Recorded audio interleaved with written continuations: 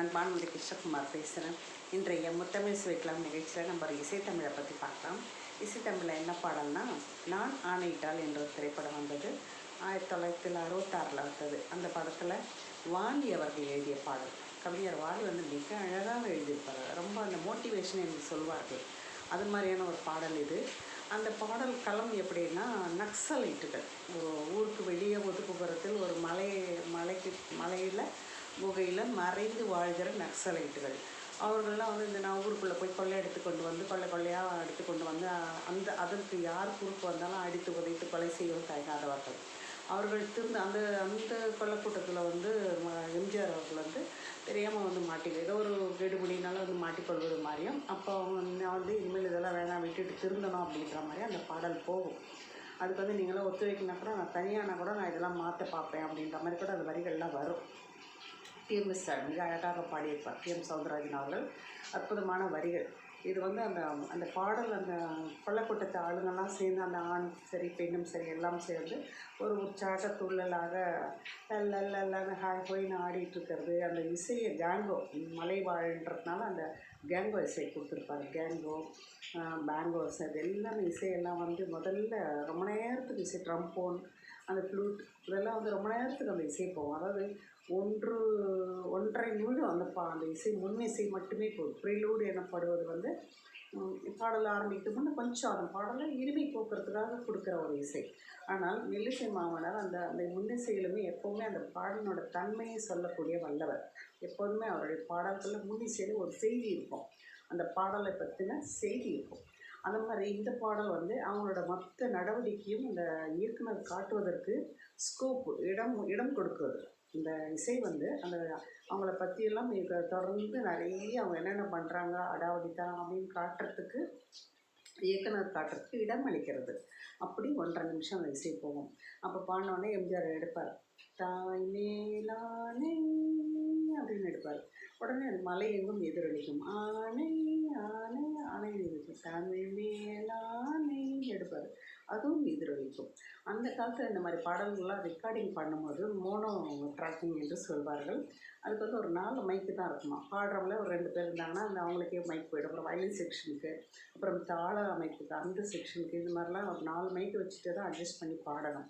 அந்த மாதிரி சமயத்தில் எகோன்னு ஒரு எஃபெக்ட் தரத்துக்கெல்லாம் அப்போ வழிவகை இல்லையா. அப்போ என்ன செய்வாங்கன்னா, அந்த பாடுறவங்க கிட்ட மைக்கை தள்ளி தள்ளி தள்ளி கொண்டு போயிட்டு, அவங்க வேறு கூட்டி குறைச்செல்லாம் பாட முடியாது. இந்த சுருதியில் பாடினா, இந்த சரத்தில் பாடினா அவங்க பயிற்சி பண்ணிடுறாங்க அந்த ரிஹர்சலில். அதனால் அந்த மைக்கை கொண்டு கொண்டு கொண்டு பின்னால் கொண்டு போகும்போது கொஞ்சம் தூரமாக இருக்கிற மாதிரி கேட்கணும்.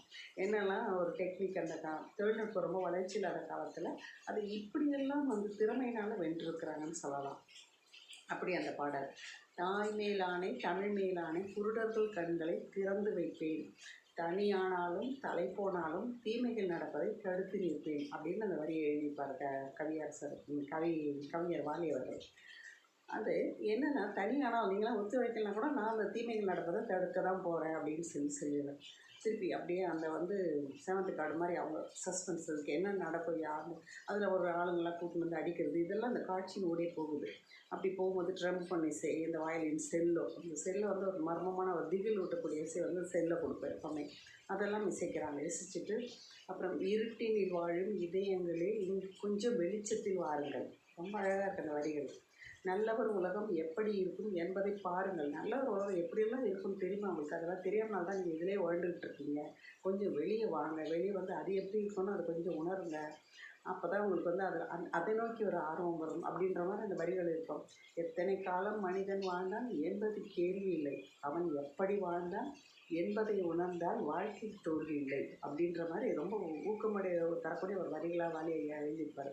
ரொம்ப அழகாக இருக்கும். அப்புறம் வாழ்க்கையில் தோல்வி இல்லை, வாழ்க்கையில் தோல்வி இல்லை, திருப்பி தாய் மேலானை தமிழ் மேலானை குருடர்கள் கண்களை திறந்து வைத்தேன். ரொம்ப அழகான இருக்கும். அதுக்கப்புறம் கிளாரினெட்டு, ட்ரம்ஸ், பிசிக்காட்டா, அந்த பதுங்கி நடக்கும்போது அந்த பிசிக்காட்டா, கிளாரினெட், இந்த இசை, ஃப்ளூட் இசை, இதெல்லாம் வருது. வந்தவுடனே அப்புறம் செல்லோ, இந்த இசையெல்லாம் வந்தவுடனே தனி ஒரு மனிதனும் திருந்துவிட்டால் சிறைச்சாலைகள் தேவையில்லை, இருப்பதை எல்லாம் பொதுவில் வைத்தாலே எடுப்பவர் யாரும் இல்லை. அந்த கம்யூனிஸ்ட் தத்துவம் வந்துடுது பாருங்கள். அப்புறம் பிறவில் எவரும் பிழைகளை சுமந்தே வாழ்க்கையில் பிறக்காது. பிறக்கும்போதே அவன் கொலைகாரன், அவன் திருடன், அவன் பிறக்கிறான். சூழ்நிலைகள் தான் அப்புறம் பின்னால் அவனை அது அப்படி மாறிடுறான். சூழ்நிலையில் அவன் தள்ளப்படுகிறான் அல்லது அவன் கவரப்படுகிறான். அப்படி தான் சொல்லணும். தள்ளுறது மட்டுமே இல்லை, கவர்ந்து போகிறவங்களும் இருக்கிறாங்க. அதே மாதிரி பின்பு பிறவில் எவரும் பிழைகளை சுமந்தே வாழ்க்கையில் பிறக்கவில்லை. பின்பு அவனிடம் வளரும் குறைகளை சொன்னால் வார்த்தையில் அடங்கவில்லை. அப்புறம் அவன் பண்ணுற அநியாயம் இருக்கே, அப்போ சொல்லில் அடங்காது அப்படின்னு சொல்லி ரொம்ப அழகாக பாடுறாரு.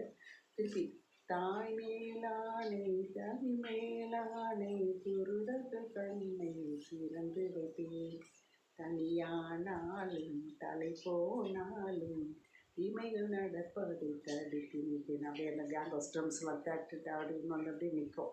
ரொம்ப பிரமாதமாக பாடியிருப்பார் டிஎம்எஸ் அவர்கள். அதுக்கேற்ற மாதிரி மக்களுக்கு எல்லாருக்கும் சொல்லணுமா, குதிச்சு துள்ளி துள்ளி இங்கும் அங்கும் ஓடி ஓடி பாடியிருப்பார். ரொம்ப அழகான ஒரு பாடல். கேளுங்க. நன்றி.